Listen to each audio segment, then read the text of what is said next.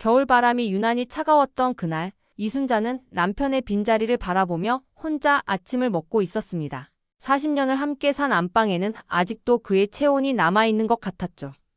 벽에 걸린 결혼사진 속 젊은 부부의 모습이 지금의 순자를 내려다보고 있었어요. 어머님 식사하세요. 며느리 박지현의 목소리가 문 너머로 들려왔습니다. 평소와 다름없는 공손한 말투였지만 순자는 왠지 모를 서늘함을 느꼈어요. 지연이 가져다준 밥상을 받으며 순자는 고개를 끄덕였죠. 고맙다 지연아. 순자의 목소리에는 깊은 피로가 배어 있었습니다. 남편을 떠나보낸 슬픔과 함께 이제 혼자 남겨진 현실에 대한 막연한 불안감이 엄습하고 있었거든요. 지연은 밥상을 놓고 나가면서 잠깐 안방을 둘러보았어요. 넓은 공간과 좋은 채광, 그리고 붙박이장까지 갖춘 이 방이 예전부터 탐이 났었거든요. 시아버지가 살아계실 때는 감히 생각도 못했지만 이제 상황이 달라졌죠. 순자는 혼자 밥을 먹으며 창밖을 내다보았습니다. 마당에 심은 동백나무에 꽃봉오리가 맺혀 있었어요. 남편과 함께 심었던 그 나무가 올해도 어김없이 꽃을 피울 준비를 하고 있었죠. 40년 전 이 집에 처음 들어왔을 때가 떠올랐어요.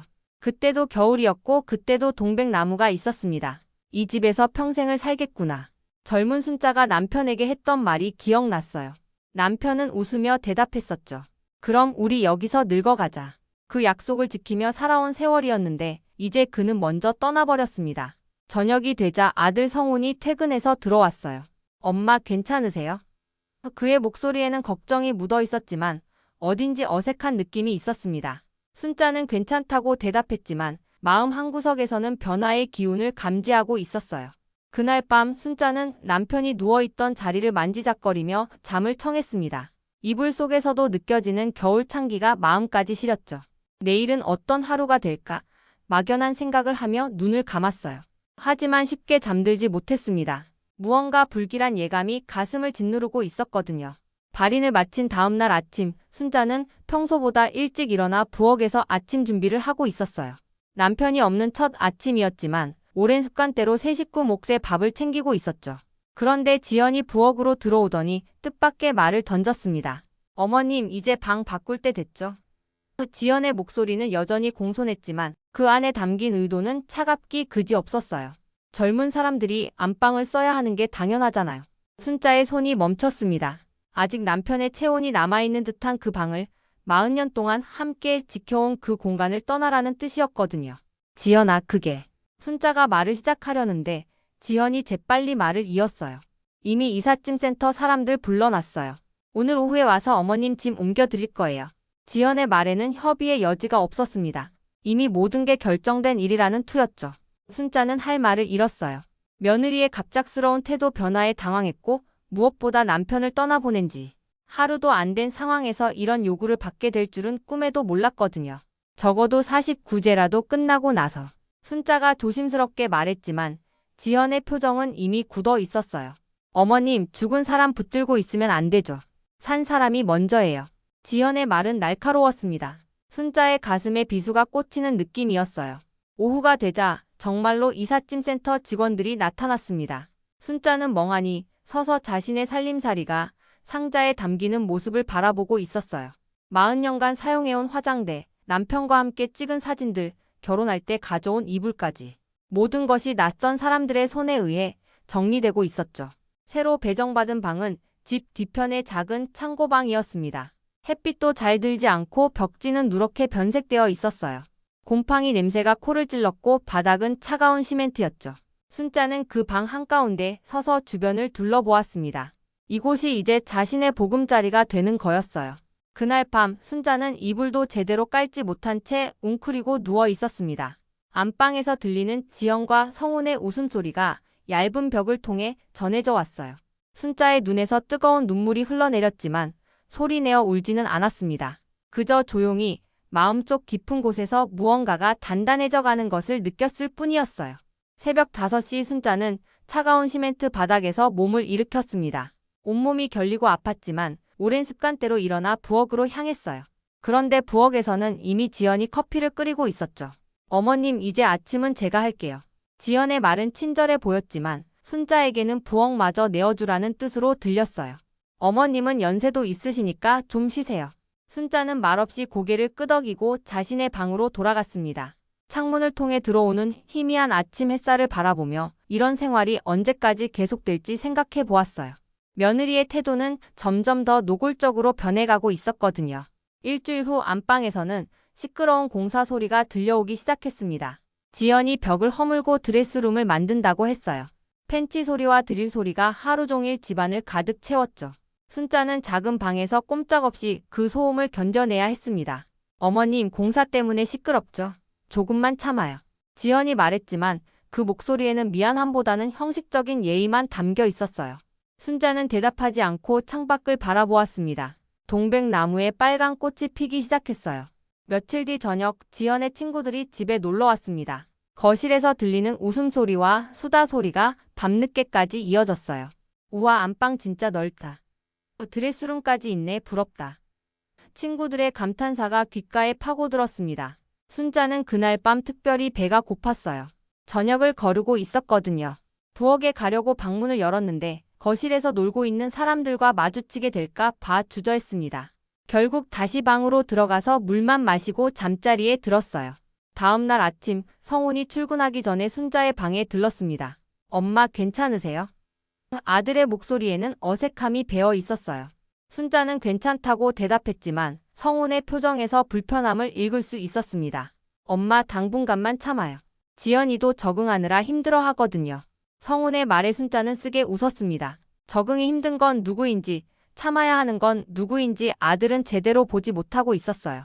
그날 오후 순자는 혼자 앉아서 남편과의 추억을 떠올렸습니다. 이 집을 처음 마련할 때의 기쁨, 아들을 키우며 보낸 행복한 날들, 그리고 남편과 함께 늙어가던 평범하지만 소중했던 시간들. 모든 것이 하루아침에 변해버렸어요. 순자의 마음속에서는 조용한 분노가 타오르기 시작했습니다. 어느 날 점심시간, 지연이 식판에 밥을 담아 순자의 방 앞에 놓고 갔습니다. 마치 급식처럼 차갑게 식은 밥과 몇 가지 반찬이 전부였어요. 순자는 그 식판을 바라보며 깊은 한숨을 내쉬었습니다. 언제부터 자신이 이런 대접을 받게 된 걸까요? 간장 더 달라면 미리 말하세요. 매번 갖다 드리기 귀찮으니까. 지연의 목소리가 문 너머로 들려왔어요. 순자는 대답하지 않았습니다. 대답할 기력도 의욕도 남아있지 않았거든요. 그날 저녁, 손자 동희가 몰래 순자의 방에 들어왔습니다. 할머니, 이거 드세요. 9살 아이가 주머니에서 과자를 꺼내 건넸어요. 순자의 마음에 따뜻함이 스며들었습니다. 동희야, 고맙다. 순자가 손자의 머리를 쓰다듬자 동희는 환하게 웃었어요. 할머니, 왜 여기서 주무세요? 예전 방이 더 좋았는데. 아이의 순수한 질문에 순자는 할 말을 잃었습니다. 엄마가 할머니는 여기서 지내시는 게 좋다고 했어요. 동희의 말에 순자는 고개를 끄덕였어요. 아이에게 어른들의 복잡한 사정을 설명할 수는 없었거든요. 그날 밤 순자는 남편의 유품 정리를 하면서 서랍 깊숙한 곳에서 봉투 하나를 발견했습니다. 남편의 필체로 순자에게라고 적혀 있었어요. 봉투를 열어보니 집 소유권에 관한 서류와 함께 남편의 편지가 들어 있었습니다. 여보, 내가 먼저 가면 이 집이 어떻게 될지 걱정이야. 그래서 집 지분의 절반을 당신 명의로 해뒀소. 아무도 모르게 말이야. 이 집은 우리가 함께 일군 거니까 당신이 지킬 권리가 있어. 남편의 마지막 배려였습니다. 순자는 편지를 읽으며 눈물을 흘렸어요. 남편이 자신을 얼마나 생각했는지, 그리고 이 상황을 어느 정도 예견했는지 알 수 있었거든요. 서류를 자세히 살펴보니 집의 50%가 정말로 자신의 명의로 되어 있었습니다. 다음 날 순자는 조용히 은행에 갔습니다. 남편과 함께 관리해오던 계좌들을 확인해 보니 생각보다 많은 돈이 있었어요. 주식 투자도 성공적이었고 부동산 임대 수입도 꾸준히 들어와 있었죠. 남편이 얼마나 알뜰하게 살림을 꾸려왔는지 새삼 깨달았습니다. 은행에서 나오는 길에 순자는 부동산 중개소에 들렀어요. 작은 아파트 하나 보고 싶은데요. 중개업자는 순자를 보고 의외라는 표정을 지었지만 친절하게 매물을 소개해 주었습니다. 집 근처 조용한 아파트 단지에 적당한 크기의 집이 있었어요. 그날 저녁 순자는 작은 방에서 혼자 계획을 세웠습니다. 이제 더 이상 참고 견딜 필요가 없다는 것을 깨달았거든요. 남편이 남겨준 마지막 선물을 제대로 활용할 때가 온 것 같았어요. 순자의 눈빛에는 새로운 결의가 담겨 있었습니다. 며칠 후 순자는 변호사 사무실을 찾았습니다. 김 변호사는 남편과 오래 알고 지낸 사이였어요. 어머님, 이런 일로 오시다니 놀랍습니다.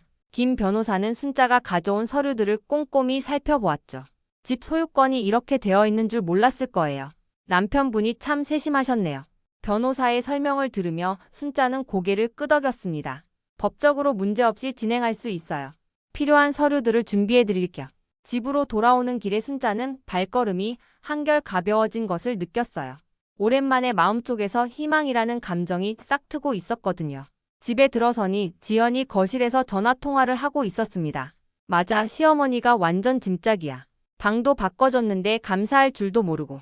지연의 목소리가 순자의 귀에 명확히 들렸어요.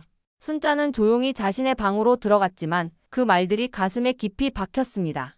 다음 날 오후 순자는 혼자 집 근처를 산책하고 있었어요. 그동안 자주 다니던 길이었지만 오늘따라 모든 것이 새롭게 보였습니다. 골목길 끝에 있는 작은 사찰에 들러 차 한 잔을 마셨어요.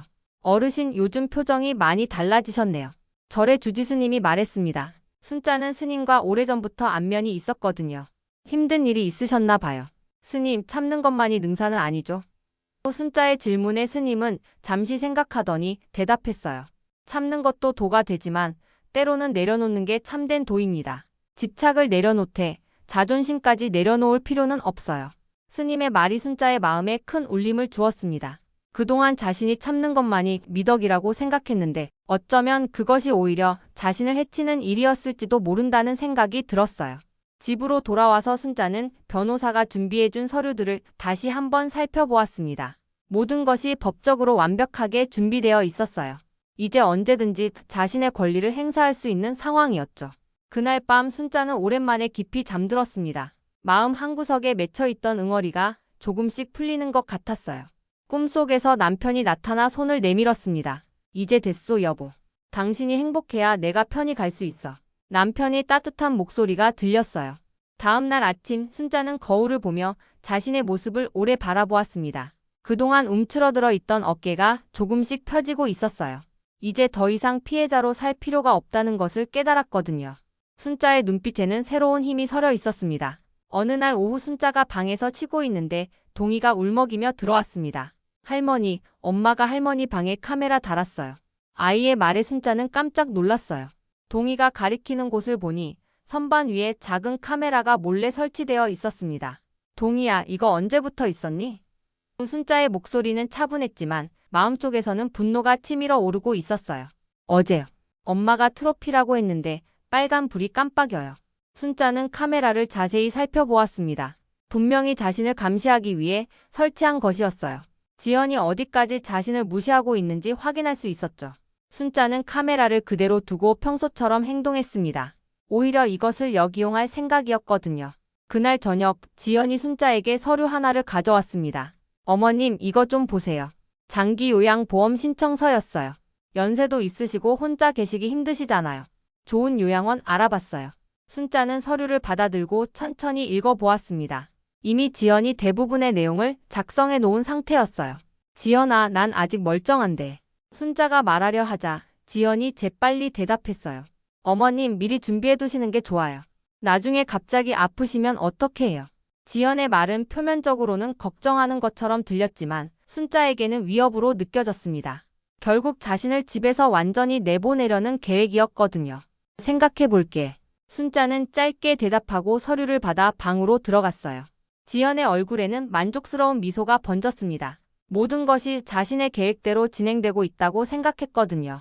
그날 밤 순자는 카메라를 의식하며 일부러 서류를 펼쳐놓고 한숨을 쉬었습니다. 마치 요양원 가는 것을 받아들이는 것처럼 연기했어요. 동시에 휴대폰으로 변호사에게 문자를 보냈습니다. 내일 오전에 뵙겠습니다. 급한 일이 생겼어요. 다음 날 아침 일찍 순자는 변호사 사무실로 향했습니다. 어머님, 상황이 심각하네요. 김 변호사는 순자의 이야기를 들으며 고개를 저었어요. 법적으로 충분히 대응할 수 있습니다. 오히려 상대방이 너무 성급하게 행동했네요. 모든 서류 준비 완료됐나요? 순자의 질문에 변호사는 서류 뭉치를 내밀었어요. 집 소유권 행사 통보서, 퇴거 요구서, 그리고 특별히 준비한 것이 하나 더 있어요. 변호사의 눈에 장난스러운 빛이 스쳤습니다. 순자는 집으로 돌아와서 평소처럼 행동했어요. 지연은 순자가 요양원 신청서를 검토하고 있다고 생각하며 기분 좋게 안방 인테리어에 신경 쓰고 있었죠. 모든 것이 자신의 뜻대로 되어간다고 믿으며 말이에요. 하지만 곧 모든 것이 뒤바뀔 거라는 사실을 그녀는 아직 몰랐습니다. 토요일 저녁 온 가족이 거실에 모였습니다. 성훈과 지연, 그리고 동희까지 모두 TV를 보고 있었어요. 순자는 자신의 방에서 마지막 정리를 하고 있었습니다. 내일이면 모든 것을 끝낼 생각이었거든요. 일요일 아침 순자는 평소보다 일찍 일어나 정성스럽게 차려입었습니다. 오랜만에 외출복을 입고 화장도 연하게 했어요. 거울 속 자신의 모습이 한결 당당해 보였습니다. 가족회의 하자.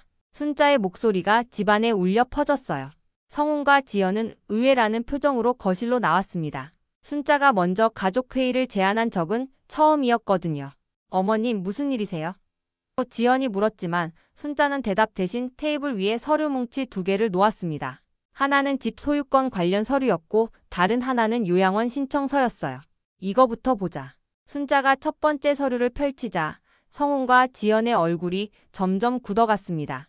이 집의 50%가 내 명의로 되어 있어. 너희 아버지가 그렇게 해뒀거든. 그게 무슨. 지연이 말을 더듬었지만 순자는 계속 여기 등기 부등본도 있어. 확인해봐. 순자의 목소리는 차분했지만 단호했습니다. 지연은 서류를 받아들고 몇 번이나 다시 읽어보았어요. 믿을 수 없다는 표정이었죠. 어머님, 이게 정말이에요? 성훈이 떨리는 목소리로 물었습니다. 순자는 고개를 끄덕이며 2번째 서류를 가리켰어요. 그리고 이건 지연이가 나한테 준 요양원 신청서야. 지연의 얼굴이 새하얘졌습니다. 자신이 순자를 요양원에 보내려던 계획이 들통난 것이었거든요. 어머님, 그건 어머님을 위해서. 지연이 변명하려 했지만 순자가 손을 들어 막았어요. 내가 결정했어. 순자의 목소리에는 흔들림이 없었습니다. 이 집은 내가 절반을 소유하고 있으니까 내 마음대로 할 권리가 있지. 그래서 집을 팔기로 했어. 네? 성훈과 지연이 동시에 소리쳤어요.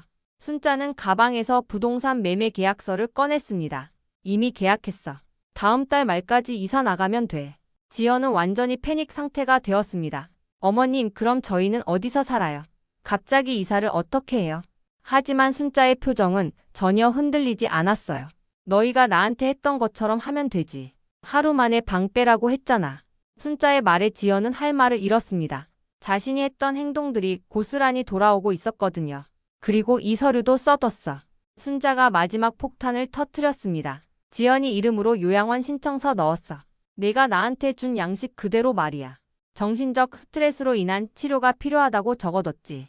지연은 그 자리에서 주저앉을 뻔했어요. 자신이 순자에게 준 요양원 신청서가 자신의 이름으로 바뀌어 제출된 것이었거든요. 어머님, 이건 너무하잖아요. 너무한 건 누구야? 순자의 목소리가 처음으로 높아졌습니다. 남편 떠나보낸 지 하루도 안 돼서 짐 싸라고 한 게 누구고 창고방에서 살라고 한 게 누구야. 감시 카메라까지 설치해놓고. 동희가 엄마 뒤에 숨어서 무서워하고 있었어요. 순자는 손자를 보며 목소리를 다시 낮췄습니다. 동희야, 할머니가 무서우니? 아이는 고개를 저었어요. 한 달 안에 이사 준비 끝내. 그리고 앞으로 내 앞에서 함부로 말하지 마. 순자는 일어서면서 마지막으로 말했습니다. 난 이제 내가 주인인 곳에서 살 거야. 8장. 한 달 후 순자는 새로 산 아파트에서 첫날 아침을 맞았습니다. 작지만 아늑한 원룸이었고 무엇보다 온전히 자신만의 공간이었어요. 창문 너머로 작은 공원이 보였고 아침 햇살이 방 안가득 들어왔습니다. 커피를 끓여 마시며 순자는 지난 한 달을 되돌아보았어요. 성훈과 지연은 급하게 전셋집을 구해서 이사를 갔습니다. 지연은 끝까지 화를 냈지만 성훈은 마지막에 순자에게 고개를 숙여 사과했어요. 엄마, 제가 잘못했습니다. 동희는 이사 가기 전날 몰래 순자를 찾아와서 편지를 건넸습니다. 할머니, 내가 커서 돈 많이 벌면 할머니랑 같이 살 거예요. 아이의 순수한 마음이 순자의 가슴을 따뜻하게 했어요. 새 집에서의 생활은 생각보다 평온했습니다. 아무도 눈치 볼 필요 없이 원하는 시간에 일어나고 좋아하는 음식을 해먹을 수 있었어요. 근처 할머니들과도 친해져서 함께 산책하고 차도 마셨습니다. 어느 날 저녁 TV를 보다가 뉴스에서 자신의 이야기가 나오는 것을 보았어요. 고부 갈등, 불효에 맞선 시어머니의 조용한 반격이라는 제목이었습니다. 기자가 인터뷰한 이웃들이 순자의 상황을 증언하고 있었어요. 정말 착하신 분이었는데 며느리가 너무했어요. 하루 만에 방을 바꾸라니 말이 돼요? 이웃들의 증언이 이어졌습니다. 순자는 쓴웃음을 지었어요. 이제 와서 이런 관심을 받다니. 그런데 뉴스 마지막 부분에서 지현의 모습이 나왔습니다. 이삿짐을 옮기는 모습이었는데 표정이 말이 아니었어요. 옆에서 성훈이 짐을 나르고 있었지만 두 사람 모두 지쳐 보였습니다. 순자는 리모컨으로 TV를 껐습니다. 복수는 달콤했지만 마음 한구석에는 씁쓸함도 남아 있었어요. 하지만 후회하지는 않았습니다. 자신의 존엄성을 지키기 위해 필요한 선택이었거든요. 다음 날 아침 순자는 공원을 산책하면서 동백나무 한 그루를 발견했습니다. 예전 집 마당에 있던 것과 비슷한 나무였어요. 빨간 꽃이 활짝 피어 있었습니다. 순자는 그 꽃을 바라보며 혼잣말을 했어요. 여기선 아무도 나를 창고방으로 안 보내지. 순자의 목소리에는 안도감과 만족감이 섞여 있었습니다. 바람이 불어와 동백꽃 몇 개가 떨어졌지만 나무는 여전히 당당하게 서 있었어요. 저녁 무렵 순자는 베란다에서 공원을 바라보며 차를 마셨습니다. 평온한 일상이 이렇게 소중한 것인지 새삼 깨달았어요. 남편이 마지막으로 남겨준 선물 덕분에 새로운 인생을 시작할 수 있었습니다. 순자의 얼굴에는 오랜만에 진짜 미소가 번져났습니다.